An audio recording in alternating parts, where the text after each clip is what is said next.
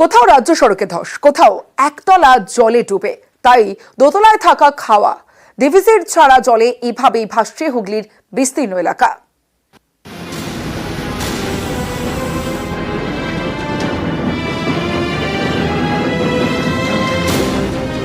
এটা রাজ্য সড়ক। দামোদরের স্রোতে রাস্তায় নেমেছে ধস, ফলে যাতায়াতের পথ নেই।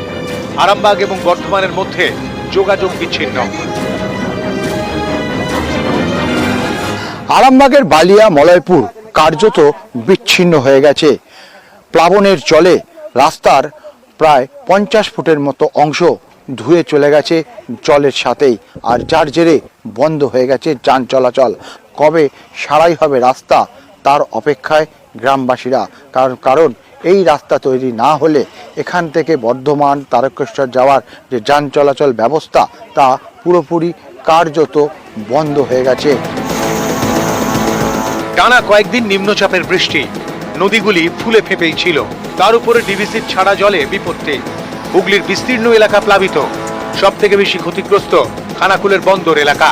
তারকেশ্বরের বাঁধ ভেঙে ভাসছে গ্রামের পর গ্রাম। একতলায় জল, অনেকেই উঠেছেন দোতলা। কারেন্ট নেই, খাবার জল পেতেও সমস্যা। এই এলাকায় যাতায়াতের একমাত্র ভরসা নৌকা।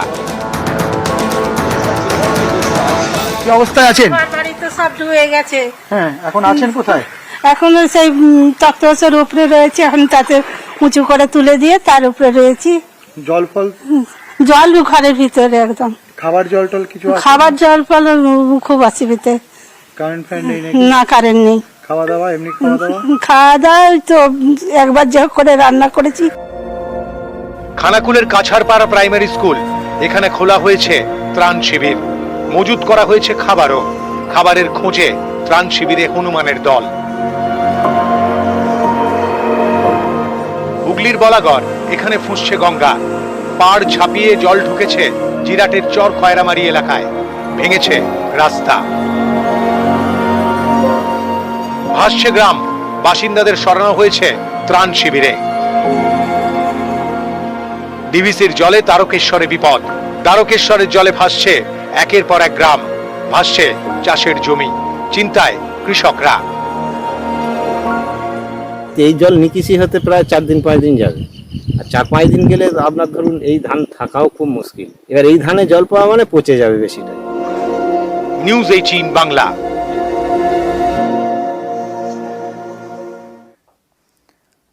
শিলাবতীর জল কিছুটা নামলেও দুর্ভোগ কমছে না। ঘাটালে ভাসছে বিস্তীর্ণ এলাকা।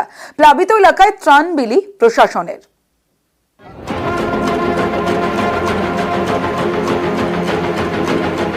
পশ্চিম মেদিনীপুরের ঘাটাল, শিলাবতী সহ বিভিন্ন নদীর জলে এখন ভাসছে। রাস্তায় জল, ঘরে জল, জলবন্দী বহু বাসিন্দা। এইসব এলাকায় ত্রাণ বিলি করে প্রশাসন। ত্রাণ পেতে বাসিন্দাদের সাতার।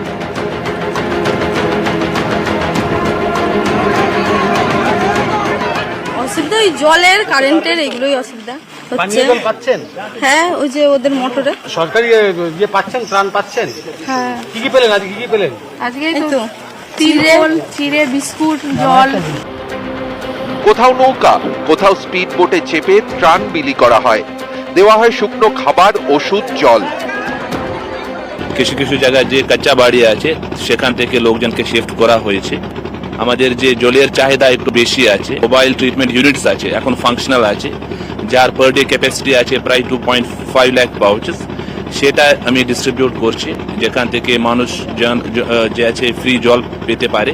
আমাদের যে রিলিফ মেটেরিয়ালস আছে, আমি সমস্ত রিলিফ মেটেরিয়ালস পেয়েছি স্টেট থেকে। পর্যাপ্ত ব্যবস্থা আছে এখানে। আশা করছি কি এই যে বন্য পরিস্থিতি এখন ঘাটালে আছে, এটা আমি ম্যানেজ করতে পারবো। শিলাবতী নদীর জল কিছুটা হলেও কমেছে, তাতে দুর্ভোগ কাটেনি। চারদিকে জলে জল, নৌকায় চলছে যাতায়াত। এরই মধ্যে ঘাটাল চন্দ্রকোনা রাজ্য সড়কের ঘাটাল বর্দা এলাকায় যান চলাচল স্বাভাবিক। ঘাটালের কুঠি বাজার এলাকার প্রাচীন বাজারে রয়েছে 100-রও বেশি দোকান। এই বাজার জলে ভাসছিল, এখন আস্তে আস্তে জল নামছে। চলছে দোকান পরিষ্কারের কাজ।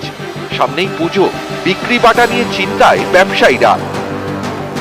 এখনো জল কোথাও এক হাঁটু, কোথাও হাঁটুর নিচে, এরকম জলের অবস্থা। সব দোকানই ডুবে আছে। হ্যাঁ, সব দোকানই ডুবে আছে। তাহলে পুজোর মার্কেটের অবস্থা খুবই খারাপ, এখন কিছুই বলা যাচ্ছে না। তাছাড়াও জল নামলে তো বাইরে জল নামবে না। পুজোর মার্কেট আমাদের মোটামুটি শেষ হয়ে গেছে, আর পুজোর মার্কেটের কিছু নেই। পুজোর মার্কেটটা যেই সময় ধরুন কাস্টমার আসার শুরু হয়েছিল, সেই সময়টাই তো জল এসে গেল, বন্যা হয়ে গেল। ঘাটালে বীরসিংহ গ্রাম পঞ্চায়েতের দন্দিপুর। শুক্রবার এই এলাকা ঘুরে দেখেন সেচমন্ত্রী মানস ভূঁইয়া, ত্রাণ বিলি করেন। শস্য বীমা তারা পাবেন, 1। 2, বাড়ির তালিকা যেন সঠিক হয়, যেটা একটু ক্ষতি, যেটা বেশি ক্ষতি আবার হয়, এবং বাকি যে কাজগুলো সেগুলো যেন আমরা সুষ্ঠুভাবে করতে পারি। মুখ্যমন্ত্রী মমতা বন্দ্যোপাধ্যায়ের এটা নির্দেশ। ঘাটাল থেকে ক্যামেরায় রাজীব কুমার সিং এর সঙ্গে উজ্জ্বল রায় এবং সুকান্ত চক্রবর্তী, নিউজ 18 বাংলা।